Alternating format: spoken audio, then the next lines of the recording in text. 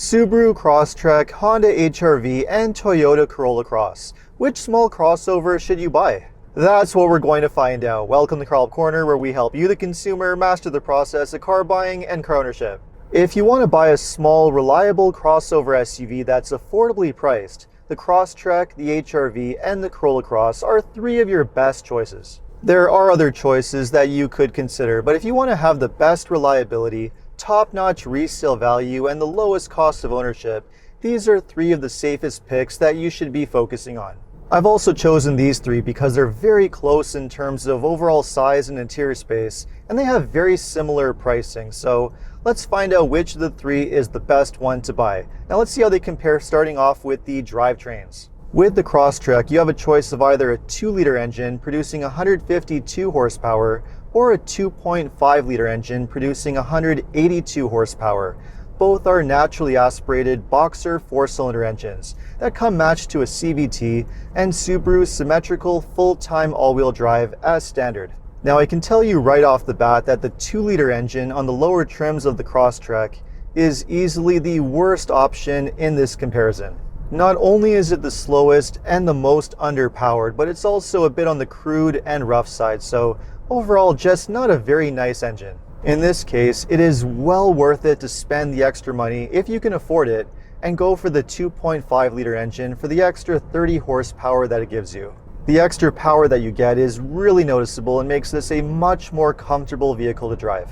Now, even with this engine, there are some downsides. Again, it is a little bit on the crude and noisy side. It is a boxer engine that's kind of just the way they are. It also doesn't have a very smooth engine start-stop system when you come to a stop sign or a light and it shuts the engine off. It is a little bit on the jerky side, which I do find a bit annoying. It's also disappointing how you can't get the Crosstrek with a hybrid option, like you can in some other markets, which offer the choice of the Crosstrek with Subaru's e-Boxer hybrid engine.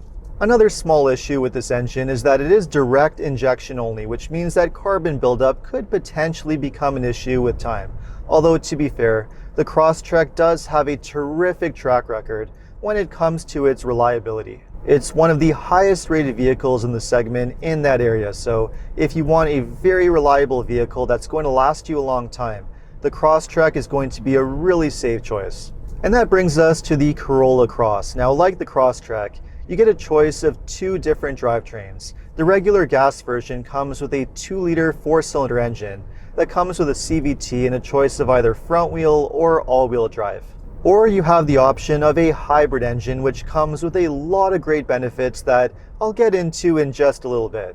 Now, as for the regular 2-liter engine, it produces 169 horsepower. It is naturally aspirated and does have a combination of both direct and port fuel injection, as opposed to the Crosstrek, which is direct injection only, which means that carbon buildup should not be an issue with the Toyota. Now, much like the Crosstrek, the 4-cylinder engine in the Corolla Cross doesn't really have a whole lot of power, and it does feel a little bit on the gravelly side and can get a bit noisy when you're pushing it hard. It's perfectly fine when you're driving it normally, but really nothing all that special. On the bright side though, like the Crosstrek, it does have an excellent reputation for reliability. This is the same basic drivetrain that's found in the Corolla sedan and hatchback, which are known to be some of the most reliable vehicles. But there's no question about it, if you're willing to spend the extra money, the hybrid option on the Corolla Cross is absolutely well worth it. The Corolla Cross Hybrid is a win-win in almost every single way. It produces more power with an extra 25 horsepower for a total of 194. It's quieter, it's a lot smoother, and of course it has much better fuel economy. Aside from a slightly higher price and tougher availability, there are absolutely no drawbacks to considering the hybrid. It's an absolute no-brainer in almost every single way. So where does that leave the Honda HR-V? Well, unlike the other two, the HR-V only has one drivetrain option. It uses Honda's K-Series naturally aspirated 2-liter 4-cylinder engine that produces 158 horsepower and comes with a CVT and a choice of either front wheel or all-wheel drive. Now, what's interesting about this engine is that even though it is the least powerful one on paper, next to the base engine that's in the Crosstrek, it's actually the smoothest and the quietest engine in this comparison. Unlike the engines in the Corolla Cross and the Crosstrek, The engine in the HR-V is absolutely smooth and has terrific refinement.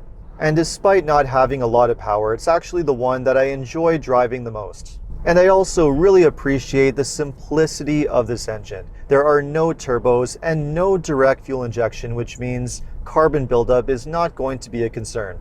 It's just a very simple engine design and one that's proven to be extremely reliable. Now, in terms of fuel economy, all three SUVs are more or less in the same ballpark. They should all be able to average between 25 to 35 miles per gallon, or roughly 7 to 9 liters per 100 kilometers, depending on how you drive them.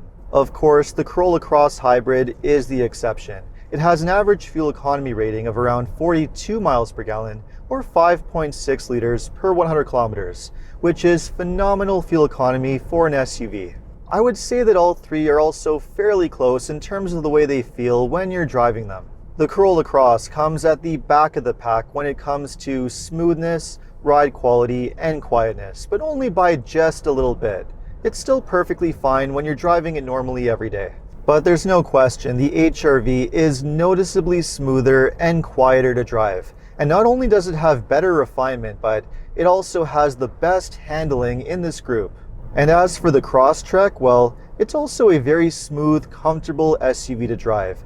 Not as good handling as the HR-V, but still a very nice driving vehicle. And the Crosstrek is the standout if you're looking for a vehicle that has a little bit more off-road capability. And that's especially true if you go for the Wilderness trim, like the one that I tested here. The Wilderness version comes with a lot of nice upgrades, including more ground clearance, 9.3 inches instead of 8.7. You also get skid plates, lots of black body cladding, and standard all-terrain tires. On the inside, the Wilderness also gets Subaru StarTex synthetic leather seats, which are made of a special durable all-weather upholstery. But perhaps most significantly, the Wilderness also gets a larger cooling fan and a transmission oil cooler, which means that it's now able to tow up to 3,500 pounds, up from the regular 1,500 pounds of the regular Crosstrek and the same rating on the HR-V and Corolla Cross. So not only can the Crosstrek Wilderness handle a lot more off-roading when compared to the other two, but if you need to do any kind of towing on a regular basis, this is the one to have in this group. I should also mention at this point that all three crossovers do come with a spare tire, which is nice to see. The only exception is the hybrid version of the Corolla Cross, which only comes with a temporary inflator kit. Now, as for the interiors of all three SUVs, I would say that all three have a very nice design to them. They're all very well made with good fit and finish, and they all have very usable, straightforward controls that are not too difficult to figure out. The one exception to that, though, is the Crosstrek, which does have the weakest touchscreen infotainment system in the group. Although it does have the largest screen, it is noticeably laggy when you're navigating through the windows. And I also don't like how all of the climate controls are buried at the bottom of the screen, which can make them a little bit frustrating to use while driving. The same is true of the brake hold feature, which, again, you have to dig through the screen in order to use, as opposed to just pushing a simple button, like you do on the other two. Compared to the Corolla Cross and the HR-V, both of which have much more straightforward touchscreen infotainment systems that are easier to use, a little bit faster and more straightforward, and both also have normal, straightforward climate controls. So when it comes to functionality, the HR-V and the Corolla Cross are the definite winners. Now, when it comes to the actual features that you get, all three of these SUVs are quite similar, although when it comes to the top trims, the HR-V is missing a few key features. For example, it's the only one that doesn't have a power adjustable driver's seat with lumbar support. And it's even missing a few little things like a rear seat center armrest and rear seat USB connectors. But with that said, it does have the nicest interior in this group when it comes to the materials, the fit and finish, and the overall look and feel. The HR-V is also the obvious winner when it comes to the overall interior space that you get. All three of these are very close when it comes to their cargo space, with around 24 cubic feet of space, which does make all three of them among the most spacious in this segment. But the HR-V does have a bit more space than the other two, especially when you fold the back seats down. And it does have the most passenger space, especially in the rear seats. So if you are going to use the back seats often, or if you have a taller family, the HR-V is likely going to be the most comfortable one in this group. What is great to see though is that all three SUVs do come with a lot of great active safety features, and they all have top-notch safety ratings from the IIHS, rated top safety picks. So in terms of safety, you are getting an excellent SUV regardless of which one you go for. And with all that said, I think it's now time to get into the pricing. Now, all three of these SUVs are comparably priced in the US. They all start around $26,000, and they can go as high as $32,000 for the higher trims, or in the case of the Corolla Cross Hybrid or the Crosstrek Wilderness, as high as $35,000. In Canada, the pricing ranges roughly between $30,000 to $40,000, again depending on which trim you go for. All three are very competitively priced when compared to their competition, which includes other small crossovers like the Kia Seltos, the Hyundai Kona, and the Mazda CX-30. So ultimately then, between the Crosstrek, the Corolla Cross, and the HR-V, which of the three is it going to be? Well, it has to be said, at the end of the day, all three of these are excellent choices to go for. All three of them are very well-designed vehicles with plenty of interior space, lots of great safety features, excellent reputations for reliability, and all of them offer very good value for your money. You really can't go wrong with any of them, but if I had to pick one to put in third place, it would be the Crosstrek.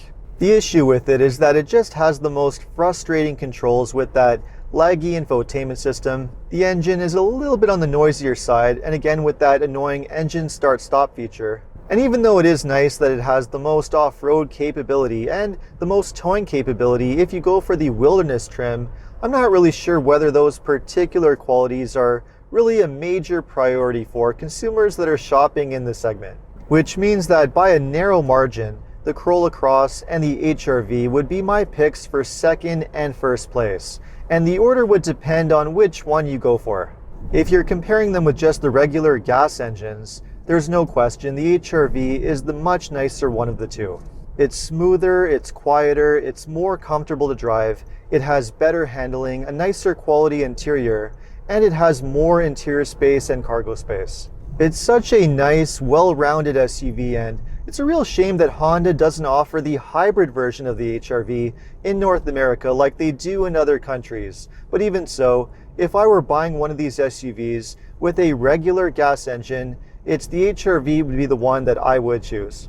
Hopefully, Honda decides to add a hybrid version to the HR-V in the future in North America, just like they've done for the Accord, the Civic, and the CR-V. But since they don't, and if you really want to have a hybrid, the one to go for is the Corolla Cross. The Corolla Cross Hybrid just has so many benefits over the other two that it's just too hard to ignore. It's the most powerful SUV in this group. It's quiet, it's smooth, and it has by far the best fuel economy, which is extremely important. It's also very reasonably priced, and it gives you all these amazing benefits without sacrificing anything. So if I had to pick one particular version in this group as it stands, the Corolla Cross Hybrid would be the one.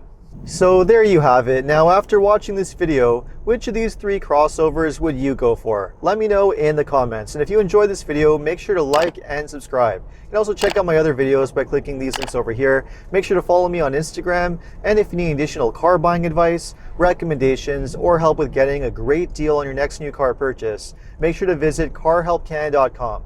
Thanks so much for watching, and see you next time.